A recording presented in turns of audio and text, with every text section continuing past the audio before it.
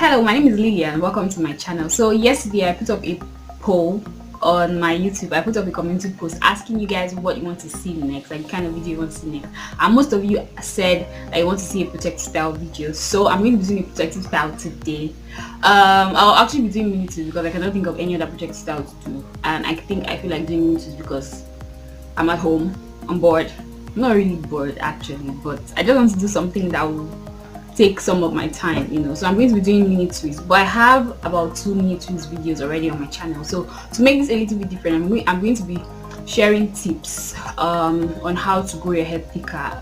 People always ask me how I've been able to thicken my hair, so I'm going to be sharing 1 or 2 things about that. If you want to see my results, my mini twist results, I want to learn 1 or 2 things about growing thicker hair, then keep on watching. But first, before going to the video, if you're not subscribed to my channel already, make sure you subscribe right now. Hit the subscribe button and also hit the notification bell so that you get notified whenever I upload new videos. So without any more talking, let's get into it.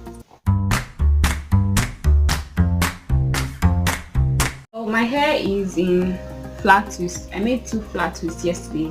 I moisturized my hair yesterday and just put my hair in 2 flat twists to get it out of the way. So now I'm just going to go ahead and unravel the twist. So now to the tips to grow thicker hair. First of all, I want to quickly state that to a large extent I've always had thick hair. Like even when I was relaxed, when my hair was relaxed, I had relaxed hair for like a really long time. I had relaxed hair from I think when I was about 8 or 10 years old to 2015, just about 5 years ago. So even when I had relaxed hair, my relaxed hair wasn't really long. It was just like medium length. My relaxed hair was not as long as my hair is now, but even at that, my hair was thick. Like I've always had thick hair. I've always had, even when I was very little, like when I had natural hair when I was very young.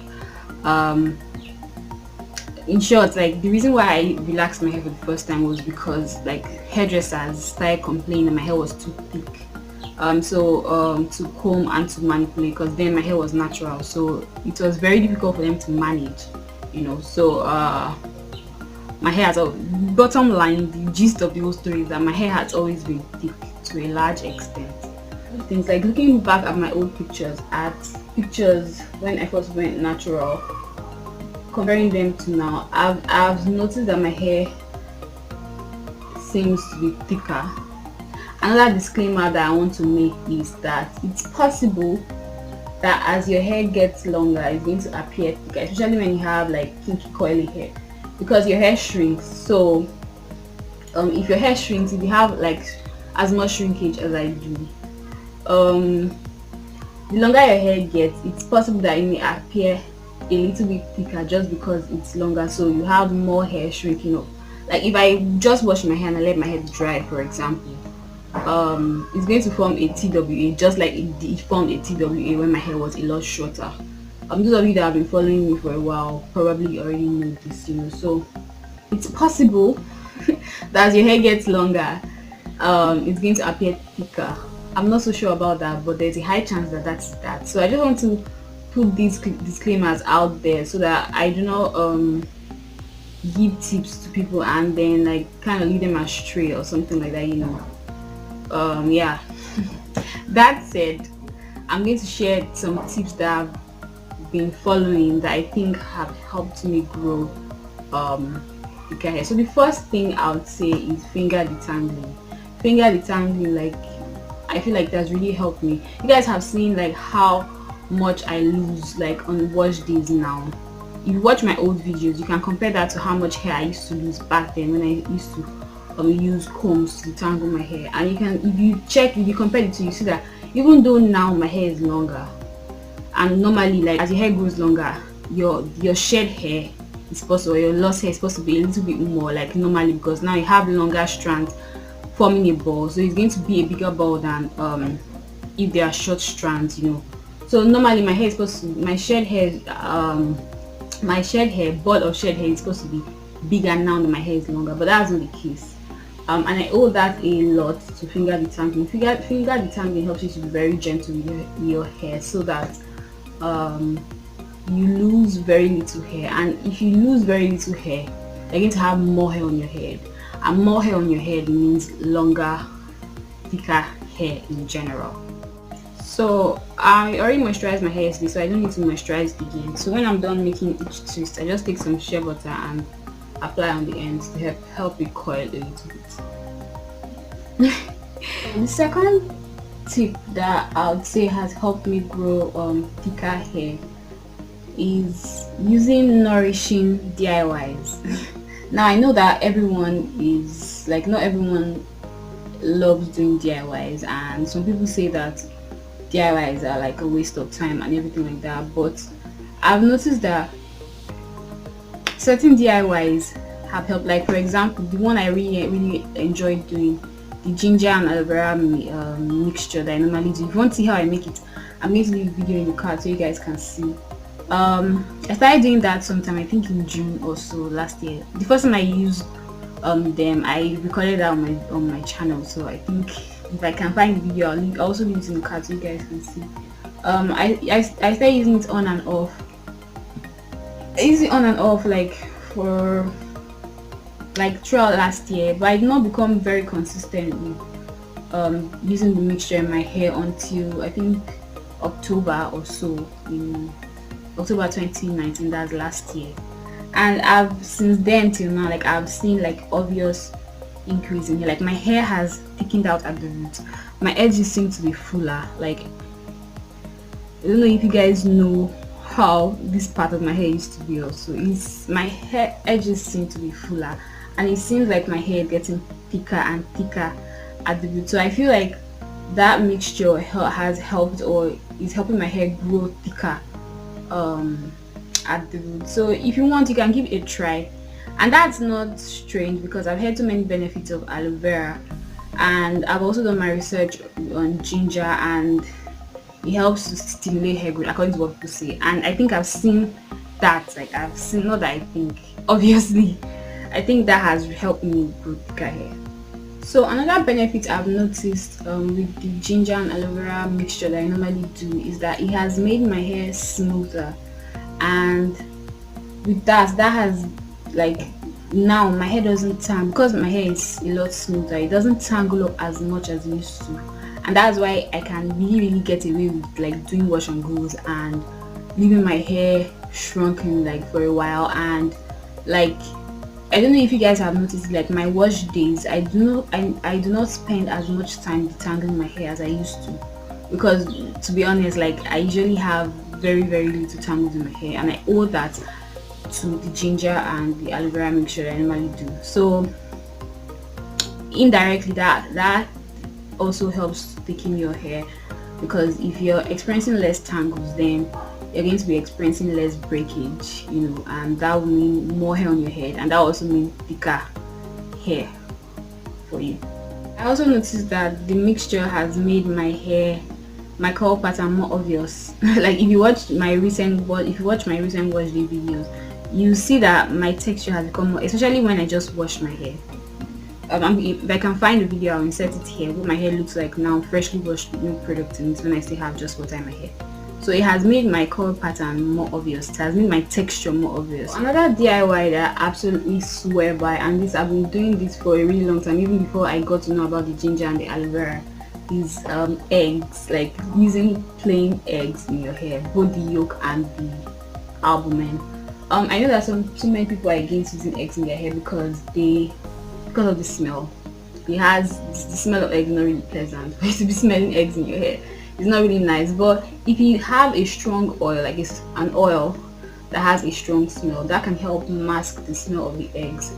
And I particularly like using Kuza Jamaican black castor oil, the coconut flavored one. It has a really strong smell that helps to mask the smell of the eggs. So I've been using that for a while, and actually recently, like last year, I kind of stopped using eggs in my hair when I started using the ginger and aloe vera mixture, because I felt like there was really no need for that anymore. And then over time I started to notice that my hair was getting mushy, too moisturized, you know, there's what you call high growth fatigue. Now, what eggs do is that, I don't know, people say that eggs not serve as a protein treatment because the molecules of the eggs are too large to penetrate the hair shaft. Now, I don't want to go into the science of that because I really do not care. I'm going to tell you what eggs do to my hair. Like when I apply eggs in my hair, it helps to strengthen my hair.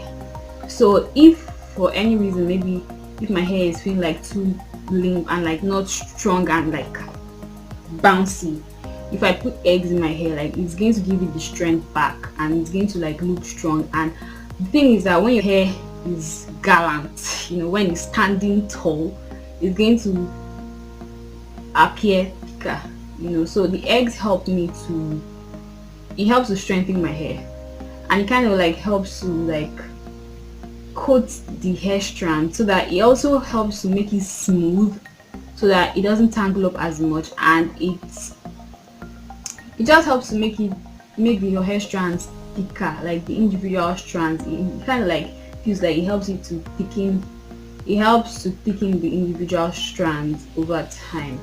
So I like to do the eggs from time to time. I did an egg treatment about 2 weeks ago, and like my hair is still reaping the benefits of it. My hair feels very, very strong, that it can withstand almost anything. And so I really swear by eggs. Like anytime I do not use it for a really long time, I start to notice changes in my hair, in the like appearance, in the thickness that it has because it's going to be limp and like kind of lifeless, unlike when I use eggs regularly. So now I just like let my hair tell me when to use the egg. Before I used to use it every 3 months, but now I just wait until I feel like it's time. I usually know when it's time, when my hair is not like as strong as it used to be, like as firm if that's the right word to use, as it used to be. It's not like when my hair is overly soft, you know. So the ginger and the aloe vera is more like moisturizing to the hair,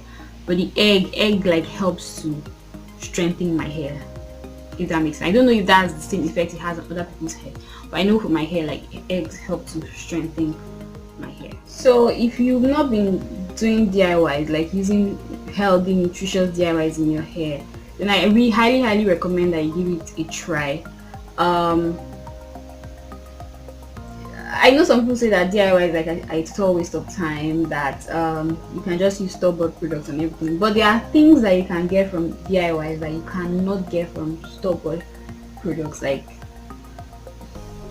you cannot, because it's just like saying that I would say the DIY versus store-bought products should be like cooking homemade fresh foods, from like using products from your farm to cook your foods, and using like canned foods, packaged foods, like frozen foods to cook your food. Like it's not the same. Yes, you're going to get a lot of nutrients from some of those like frozen foods and stuff like that, but if you want like the fresh nutrients, if you want to get like all the benefits that you can find in those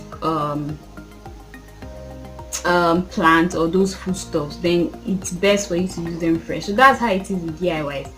Store-bought products are, most of them have been preserved for really long time, so you're not really getting them fresh, so you cannot get the same benefits as like when you use DIY. So if you do not use it, I'm not saying that, I know some people are very busy and they do not have time to make DIYs, but not all DIYs are really time consuming, you know. So I like to use my DIYs fresh. I don't really like storing them over time because I feel like that defeats the whole purpose of doing DIY. So I like to make them fresh, but not every, like the ones I use for the eggs, for example, all you have to do is crack the egg, whisk it, add your oil, and that's it. You know, it doesn't take any long time. Plus the ginger and the aloe vera also does not take much time to make. You know, it takes just about 5 to 10 minutes or at most 15 minutes to make, so it's not really time consuming. So I really encourage that if you do not use DIYs, you should try to incorporate DIYs into your hair routine. Like they really help. Check out Natural 85. Like her gorgeous hair, like she uses DIYs a lot. Like there are so many people with like nice healthy hair that actually do DIYs. So I feel like DIYs are like very important. And I know some of you may be thinking that this girl is just trying to trying to be cheap and to save money and everything like that. But well, that's kind of true, but that's not the reason why I do DIYs actually. Because if you've been following me for a while, in the last year I really experimented with store-bought products a lot. I use them a lot. Like, I did a lot of experiments with them. I just realized that nothing can take the place of DIYs. Like, you can do without store-bought products because I've done it so many times, but you cannot get what you get from DIYs from any store-bought products. Like, that's just the truth, because those store-bought products, at best, they use all these natural stuff to make their products. Then they add preservatives inside. That if you're going to get like the best in the market, it's something that was made with all fresh products with some preservatives in it. So how can you tell me that that's a lot better than something that you can do yourself and like get fresh from your garden? Like, anyway, let me stop ranting, but you get my gist. If you can, I really highly recommend that you start using DIYs in your hair. So another thing that I feel like has helped my hair grow thicker over time is trimming regularly. Regularly means different things to different people. How often you trim depends on so many things, like the kind of hairstyles you wear, how you handle your hair and everything like that. But basically, just try to make sure that whenever your ends are damaged, you have split ends, or you have like excessive knots, or like your ends are thinning out, that you try to cut them off as soon as possible so that it doesn't cause damage to the rest of your hair. Another thing about trimming your hair regularly is that when you have thin ends, it generally just gives your hair their thinness, so like the ends are the oldest part of the hair. Apart from that, like most times the ends are usually the part that you see. Like for me now, I'm trying to grow my old hair out. So my ends are kind of like, because like I said before, my root is growing out a lot thicker, and so I feel like right now it doesn't really match the older hair that grew out not so thick. I'm gradually cutting my hair so that I can get rid of all those ends that do not match up to the rest of my hair. So I'm doing that gradually so that I do not like have a drastic change in length, so I'm working towards that. But basically, try to keep your ends as full as you can, and try to keep your ends as healthy as you can, that by trimming them regularly. So the next tip I'm going to share is like your diet, and I feel like this is the most important, but in all my hair tip videos I usually say that first, so I decided to keep this for the last. So you are what you eat. Like, eating healthy, nutritious foods like will do your hair a lot of good. Think of your hair as a plant, so when you plant anything, if you put a plant up, like you plant anything, let's say corn for example, or maybe like a mango tree or something, you can water the tree. Watering the tree is very good. You need to water the tree and everything, but watering the tree cannot take the place of the nutrients that it's going to get from the soil. So, and that's why you see farmers, when they want to plant, they try to look for soil that is filled with nutrients, so that it's like, if your soil is healthy and it's filled with nutrients, then there's a high chance that your plant is going to grow healthy and strong. And so if your soil is damaged, or like if it's not nutrient loaded, I'm not a farmer, so I don't really know like these terms, the specific terms used for that, but you guys get the gist. So if your soil is not healthy enough, does not have enough nutrients in it, then your plants will not grow strong and healthy. And that's why you see farmers putting things like manure in soil, so that to boost the nutrients of the what they call it, of the soil, so that the plant can get all the nutrients that it needs. So think of your hair as a plant. No matter how you moisturize it, that's watering the plants, watering your hair, applying products on your hair, so every topical application on your hair, no matter how you do that, even if it's DIYs and everything, nothing can take the place of the nutrients that your hair will get from the inside out. You get that's from your body. So that's why it's very important to keep your body healthy by eating healthy, nutritious foods. Now, if you know you cannot eat healthy, nutritious foods, then you can speak with your doctor to give you like a plan where you can get supplements for some of the nutrients that you need, and that may help. But I really do not recommend that because I do not like drugs. So I rather you get your nutrients from food. So try to eat as healthy as possible.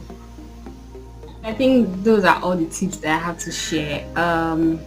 Yeah, I also want to add that moisturizing your hair regularly also helps to get your hair thicker, because moisturized hair means hair that doesn't break as much. If your hair is moisturized, it's not going to break as much. So once you reduce breakage, you are going to see obvious increase in your thickness. Like, that's a general rule. Once you can reduce how much your hair breaks, how much your hair sheds, that will translate to thicker hair over time. So yeah, I highly recommend that you moisturize your hair often, as often as needed, not too often, because if you moisturize your hair too often, then you're going to have hydra fatigue. So just try to figure out how often is best for your hair, but try as much as you can to make sure that your hair is always like moisturized, not wet or damp. There's a difference between moisturized hair and wet hair or damp hair. You know, I like to use this example, like think of your hair as a spaghetti. When you get your spaghetti from the pack, like when it's like raw and everything, it's hard, it's brittle, it's dry. That's what dry hair, that's like, not exactly like that, but that will give you an idea of what dry hair means. So there's no water on the spaghetti, there's no water in the spaghetti, so it's totally dry and it's not hydrated and it's not moisturized. So once you put your spaghetti in your pot and pour your water on it, before it starts to cook, you see that your spaghetti is wet on top of it, but it's not actually moisturized because the water has not penetrated into the spaghetti. At that point, if you take the spaghetti and you like bend it, it's going to break. So that's just how it is for your hair too. The fact that your hair is wet does not mean that it's moisturized. So when you cook your spaghetti for a few minutes, about 5 to 10 minutes, then the spaghetti starts to soak the water a little bit. Then it becomes a little bit soft, but not too soft, so it's a lot flexible. At that point, you can take your spaghetti and like play with it. It's going to move in different directions. It's going to be a lot more bouncy without it breaking. So that's the point you want to get to with your hair when it's, so if you bring out the spaghetti from the water, while the spaghetti is still in the water and it's already cooked and it's flexible, you can see that the spaghetti is moisturized because it has some water in it. It's juicy, it's moisturized, it's flexible, but it's also wet because of the water that you have in the pot that is on the body of the spaghetti. I don't know if that makes sense. So at that point, you can say that spaghetti is moisturized and wet.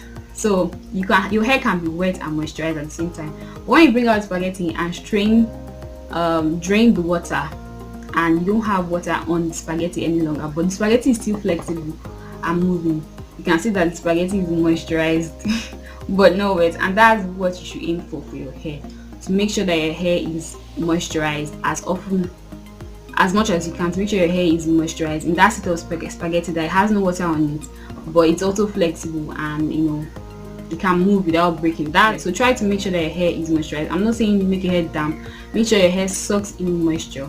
And that, for some people, that means deep conditioning regularly. For some people, that means like moisturizing and just waiting for your hair to soak in moisture. How long it takes for your hair to actually become moisturized depends on your porosity and stuff like that. If you guys want me to make a video on that, let me know in the comment section down below, so I'll make a video on that. But basically, try to make sure that your hair is moisturized as often as you can, like for as long as you can. So yeah, I talked too much. I don't know how long this video is. I can tell that it's already so long and I'm not even gotten to half of my hair. So I'm going to finish the rest of my mini twist off camera and then I'll come back to you guys with the result. So I'm done doing all my hair and it took me a total of 6 hours to come. See how much hair I lost. Now let me give you guys the back here.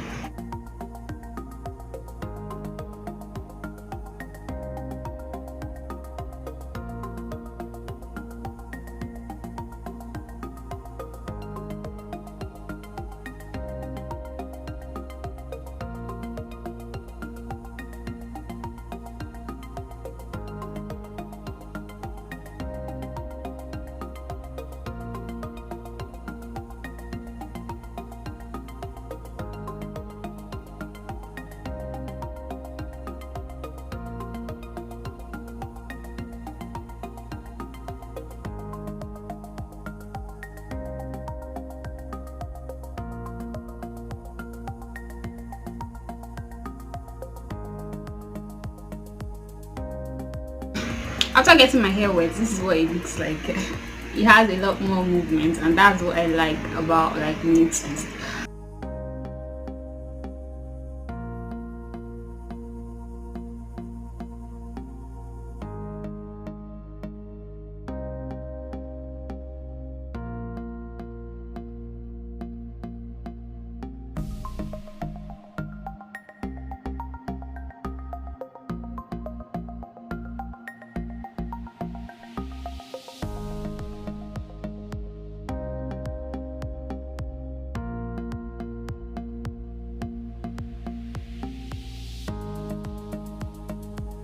So that brings us the end of this video. If you enjoyed it, don't forget to give it a thumbs up, and if you're not subscribed to my channel already, make sure you subscribe. Thank you for watching. See you in my next video.